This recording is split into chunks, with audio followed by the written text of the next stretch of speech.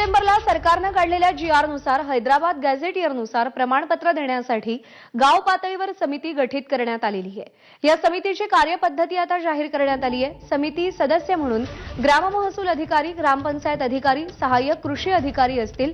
अर्जदारांना कुणबी, मराठा कुणबी आणि कुणबी मराठा प्रमाणपत्रासाठी अर्ज केल्यावर तालुका समिती गाव पातळीवरच्या समितीकडे छाननीसाठी अर्ज देईल।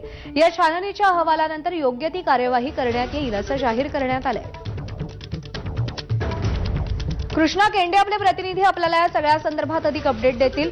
कृष्णा, GRच्या अंमलबजावणीसाठी कशा पद्धतीनं आता स्थानिक पातळीवरती प्रयत्न केले जात आहेत आणि काय योजना आखली गेली आहे?